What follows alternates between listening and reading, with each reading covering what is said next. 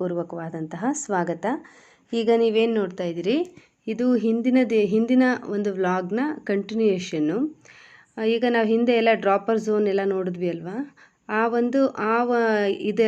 ಒಂದು ರೈಡ್ಗಳೆಲ್ಲನೂ ಕೂಡ ಆ ಪ್ರದೇಶಕ್ಕೆ ಒಂದು ಗುಡ್ಡದ ರೀತಿಯಲ್ಲಿದೆ. ಆ ಗುಡ್ಡದ ಮೇಲೆ ಅದನ್ನು ನಿರ್ಮಾಣ ಮಾಡಿದ್ದಾರೆ.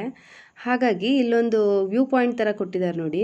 ಇಲ್ಲಿ ನಿಂತ್ಕೊಂಡು ನೋಡಿದಾಗ ಇಡೀ ವಂಡರ್ಲಾದ ಒಂದು ವ್ಯೂ ನಮಗೆ ಕಾಣಿಸುತ್ತೆ. ಅಲ್ಲಿಂದ ತುಂಬ ಚೆನ್ನಾಗಿ ಕಾಣುತ್ತೆ ನೋಡಿ. ಪ್ರತಿಯೊಂದು ಮರ ಗಿಡ ಏನೇನು ಅಲ್ಲಿ ಎಲ್ಲ ನಿರ್ಮಾಣ ಮಾಡಿದ್ದಾರೆ ಅದೆಲ್ಲನೂ ಕಾಣುತ್ತೆ. ಮತ್ತು ರೈಡ್ಗಳೆಲ್ಲ ಕಾಣುತ್ತೆ, ವಾಟರ್ ಗೇಮ್ಸ್ಗಳೆಲ್ಲ ಕಾಣಿಸ್ತಾ ಇದೆ.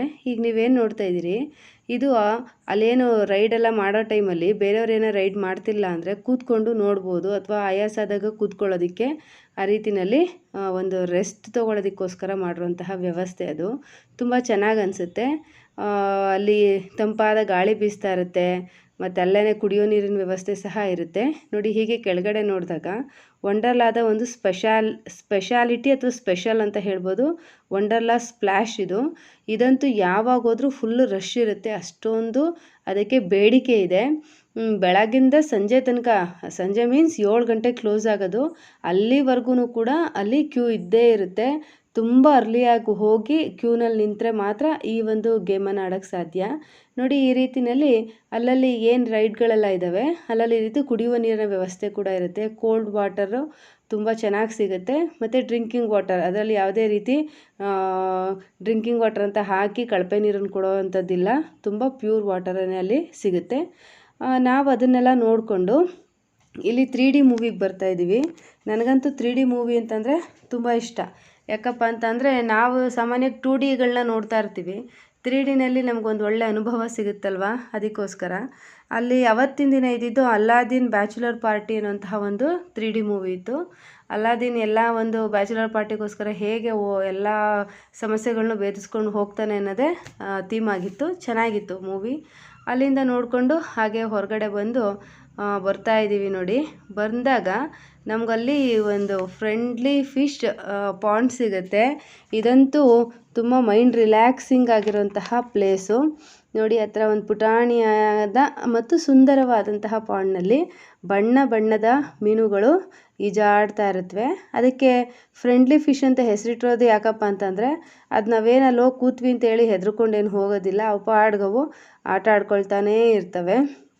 ಮತ್ತು ಅಲ್ಲಿ ಬಂದು ವೀಡಿಯೋ ಮಾಡ್ಕೊಳ್ಬೋದು, ಫೋಟೋ ತಕ್ಕೋಬೋದು, ಏನು ಬೇಡಪ್ಪ, ಸುಮ್ಮನೆ ನೀರಿನಲ್ಲಿ ಆಡ್ತಾರಂತಹ ಮೀನನ್ನು ನೋಡ್ತಾ ಒಂದು ಸ್ವಲ್ಪ ಹೊತ್ತು ಮೈಂಡ್ ರಿಲ್ಯಾಕ್ಸ್ ಮಾಡ್ಕೊಳ್ತೀವಿ ಅಂದರೆ ಓಕೆ, ಅದನ್ನು ಕೂಡ ತುಂಬ ಚೆನ್ನಾಗಿರುತ್ತೆ. ಮಕ್ಕಳು ಎಕ್ಸ್ಪೆಷಲಿ ಇಲ್ಲಿ ತುಂಬ ಖುಷಿ ಪಡ್ತಾರೆ.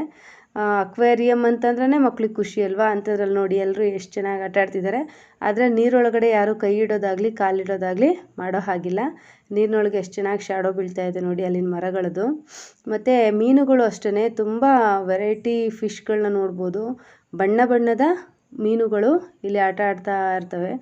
ನಾನು ನಮ್ಮ ಮನೆಯವರು ಕೂಡ ಕೂತ್ಕೊಂಡು ತುಂಬ ಹೊತ್ತು ಈ ಮೀನುಗಳನ್ನ ನೋಡ್ತಾ ಇದ್ವಿ. ಮತ್ತು ತುಂಬ ದಷ್ಟಪುಷ್ಟವಾಗಿ ಬೆಳೆದಿದ್ದಾವೆ. ಅವುಗಳಿಗೆ ಆಹಾರ ಮೋಸ್ಟ್ಲಿ ಫೀಡ್ ಮಾಡ್ತಾರೆ ಅನಿಸುತ್ತೆ. ತುಂಬ ಚೆನ್ನಾಗಿ ಬೆಳೆದಿರುವಂತಹ ಬಣ್ಣ ಬಣ್ಣದ ಮೀನುಗಳನ್ನು ನೋಡಿ ನಮಗಂತೂ ತುಂಬ ಅಂದರೆ ತುಂಬ ಸಂತೋಷ ಆಯಿತು. ನಾವು ಮನೆಯಲ್ಲಿ ಯೂಶ್ವಲಿ ಅಕ್ವೇರಿಯಮ್ ಎಲ್ಲ ಏನೂ ಇಟ್ಕೊಂಡಿಲ್ಲ. ಏನೋ ಅದು ಒಳ್ಳೆಯದು ಅಂತ ಹೇಳ್ತಾರೆ, ಬಟ್ ಮೇಂಟೆನೆನ್ಸು ನಮಗೆ ವರ್ಕಿಂಗ್ ಇರೋರಿಗೆ ತುಂಬ ಕಷ್ಟ ಆಗುತ್ತಲ್ವ.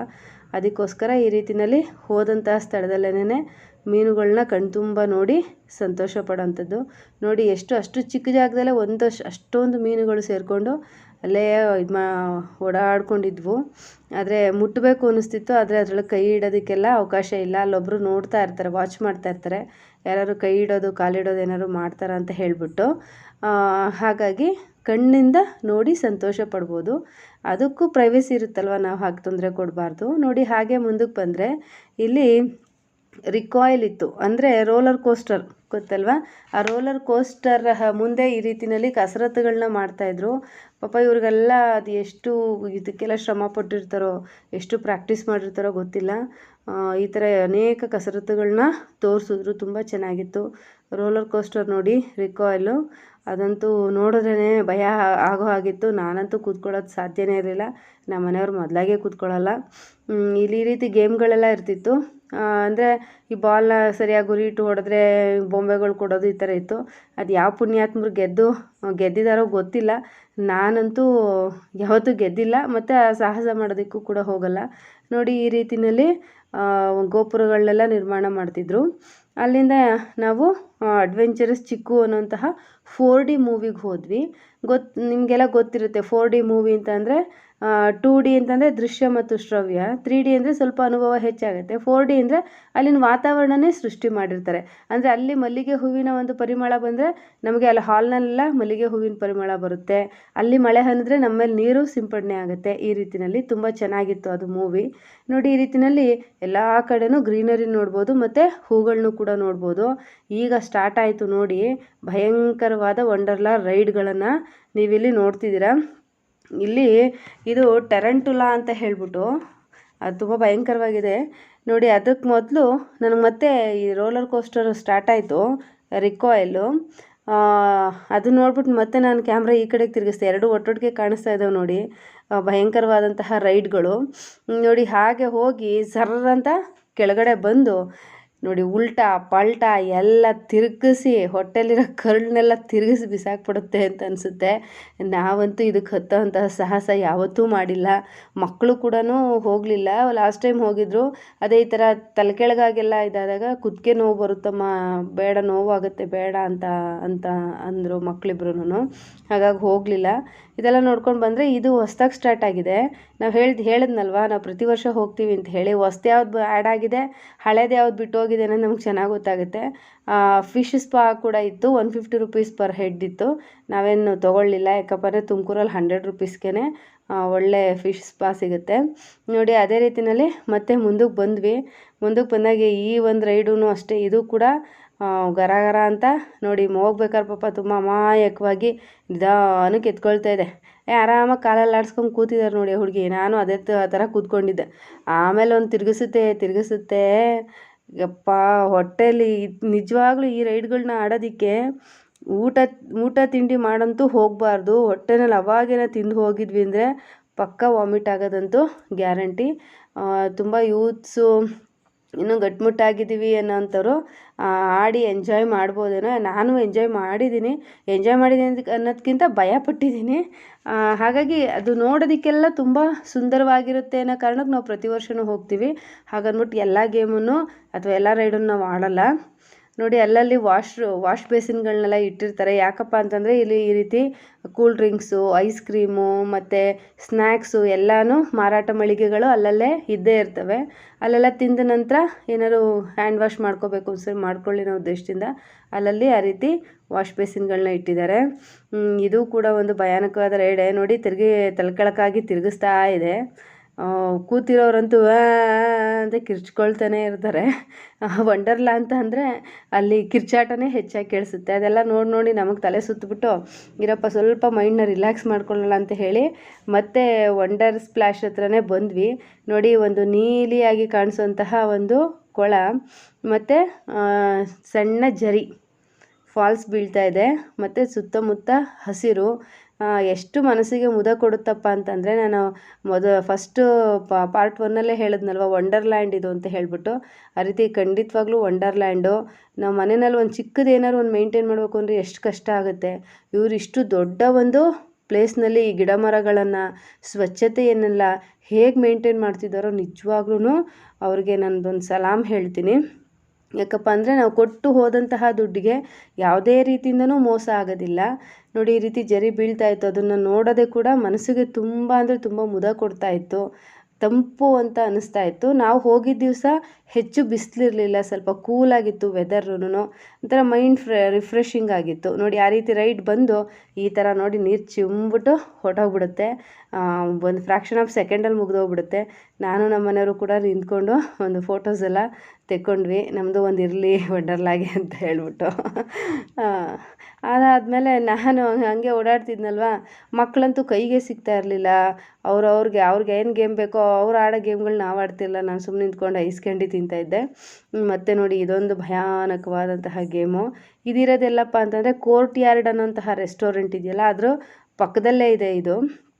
ಈ ನಾವು ಪ್ರತಿ ಸರಿ ಹೋದಾಗ್ಲೂ ಕೋರ್ಟ್ ಯಾರ್ಡ್ ರೆಸ್ಟೋರೆಂಟಲ್ಲೇ ಊಟ ಮಾಡ್ತಿದ್ದಿದ್ದು. ಬಟ್ ಈ ಸರಿ ಮಾಡಲಿಲ್ಲ ನಾವು ಅಲ್ಲಿ. ಏಕೆ ಅಂತ ಅಂದರೆ ಅಲ್ಲಿ ಸಂಪೂರ್ಣವಾಗಿ ಎಲ್ಲ ಬದಲಾವಣೆ ಮಾಡಿದ್ದಾರೆ. ಮತ್ತು ಅಲ್ಲಿ ಥಾಲಿ ಅಂತ ಹೇಳಿ ಮಾಡಿದ್ದಾರೆ, ವೆಜ್ ಥಾಲಿ ಮತ್ತು ನಾನ್ ವೆಜ್ ಥಾಲಿ ಅಂತ ಮಾಡಿದ್ದಾರೆ. ವೆಜ್ ಥಾಲಿ ಬಂದು 456 ಸಮಥಿಂಗ್ ಏನೋ ಅನಿಸುತ್ತೆ, ಮತ್ತು ನಾನ್ ವೆಜ್ ಥಾಲಿ 500 ಸಮಥಿಂಗ್ ಇತ್ತು. ನೋಡಿ ಈ ಡೋರೆಮಾನ್ ಡೋರ್ ಥರ ಕಾಣಿಸ್ತಿದೆ ಅಲ್ವಾ, ಡೋರೆಮಾನ್ ಡೋರ್ ತೆಕ್ಕೊಂಡು ಎಲ್ಲಿಗೆ ಬೇಕಾದ್ರೂ ಹೋಗ್ತಾನಲ್ವ, ಆ ರೀತಿಯಲ್ಲೇ ಅನ್ನಿಸ್ತು ನನಗೆ ಅದು ನೋಡಿದ ತಕ್ಷಣ. ಆ ರೀತಿ ಥಾಲಿ ಅಷ್ಟೊಂದು ಹೆವಿ, ತುಂಬ ಕಾಸ್ಟ್ಲಿ ಅನ್ನಿಸ್ತು.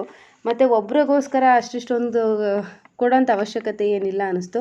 ಮತ್ತು ಇಂಟೀರಿಯರ್ ಎಲ್ಲ ಫುಲ್ಲು ಚೇಂಜ್ ಮಾಡಿದ್ದಾರೆ. ಸೆಂಟ್ರಲ್ ಆವಾಗ ತುಳಸಿ ಕಟ್ಟೆ ಇತ್ತು, ಈಗ ಅದನ್ನೆಲ್ಲ ಚೇಂಜ್ ಮಾಡಿ ಮತ್ತು ಎಲ್ಲ ಹೊಸ ಹೊಸ ಡ್ರಾಯಿಂಗ್ಸ್ ಎಲ್ಲ ಮಾಡಿದ್ದಾರೆ.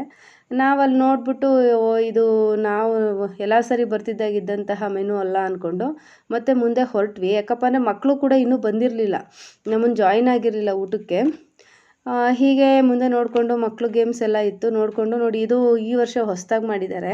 ಇದು ನೈಟ್ ಟೈಮಲ್ಲಿ ಹೇಗೆ ಕಾಣುತ್ತೆ ಅಂತ ಹೇಳಿ ಮುಂದಿನ ಪಾರ್ಟ್ಗಳಲ್ಲಿ ನಿಮಗೆ ಕಾಣುತ್ತೆ. ಫುಲ್ಲು ಲೈಟಿಂಗ್ ಮಾಡಿದ್ದಾರೆ ಅದಕ್ಕೆ. ಆದ್ರೂ ಹಗಲಲ್ಲಿ ನೋಡಿದ್ರೂ ಕೂಡ ಏನೋ ಒಂದು ದೇಸಿ ಲುಕ್ ಅಂತಾರಲ್ಲ, ಹಾಗೆ ನೋಡೋದಕ್ಕೆ ತುಂಬ ಚೆನ್ನಾಗಿ ಕಾಣಿಸ್ತಿತ್ತು. ನೋಡಿ ಈ ರೀತಿಯಲ್ಲಿ ಒಂದು ಬಿದಿರಿನ ಕೋಲುಗಳನ್ನು ಹಾಕಿ ನಿರ್ಮಾಣ ಮಾಡಿದ್ದಾರೆ. ಅಲ್ಲಿ ನಡ್ಕೊಂಡು ಹೋಗೋದೇ ಒಂದು ಒಳ್ಳೆ ಫೀಲಿಂಗನ್ನು ಕೊಡುತ್ತೆ. ಮತ್ತೆ ನೋಡಿ ಮತ್ತೆ ಬಂತು ದೈತ್ಯಾಕಾರವಾದಂತಹ ಒಂದು ಗೇಮ್. ಇದು ಹರಿಕೇನ್ ಅಂತ ಹೇಳ್ಬಿಟ್ಟು, ಹರಿಕೇನ್ ಅನ್ನೋದು ಚಂಡಮಾರುತ ಅಲ್ವಾ, ಚಂಡಮಾರುತದ ಹೆಸರು ಹರಿಕೇನ್ ಅಂತ. ಅಂದರೆ ಇದು ಚಂಡಮಾರುತದ ರೀತಿಯಲ್ಲಿ ಅದು ಅದ್ರಲ್ಲಿ ಕೂತವ್ರಿಗೆ ಅನುಭವ ಕೊಡುತ್ತೆ ಅಂತ ಅನಿಸುತ್ತೆ. ನಾನು ಆಡಿದ್ದೀನಿ ಇದನ್ನು ಸ್ಟಾರ್ಟಿಂಗ್ ಎಲ್ಲ ಹೋದಾಗ.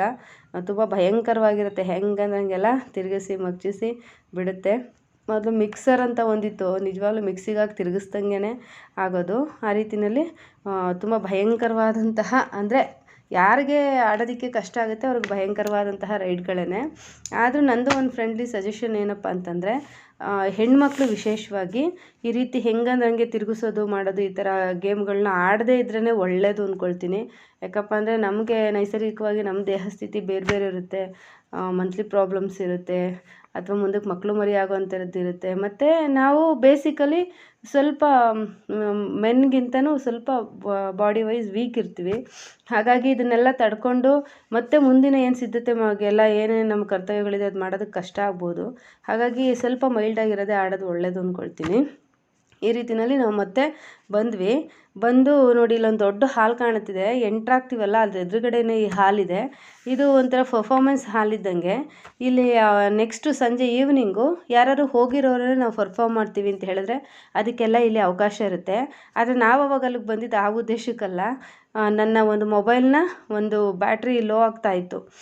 ಸೊ ಚಾರ್ಜಿಂಗ್ ಪಾಯಿಂಟ್ ಏನೋ ಇದೆಯಾ ಅಂತ ಹೇಳಿ ನೋಡ್ಕೊಳ್ತಾ ಬಂದ್ವಿ. ಇಷ್ಟು ಈ ದಿನದ ವ್ಲಾಗ್ ಫ್ರೆಂಡ್ಸ್. ನಿಮಗೆಲ್ಲ ಇಷ್ಟ ಆಗಿದೆ ಅಂದ್ಕೊಳ್ತೀನಿ. ಚಾನಲನ್ನು ಸಬ್ಸ್ಕ್ರೈಬ್ ಮಾಡಿ. ಈಗ ಇಲ್ಲಿಗೆ ಈ ವ್ಲಾಗನ್ನು ಮುಗಿಸ್ತಾ ಇದ್ದೀನಿ. ಮುಂದಿನ ಭಾಗದಲ್ಲಿ ಮತ್ತೆ ಭೇಟಿಯಾಗೋಣ. ಬಾಯ್ ಬಾಯ್ ಫ್ರೆಂಡ್ಸ್, ಟೇಕ್ ಕೇರ್.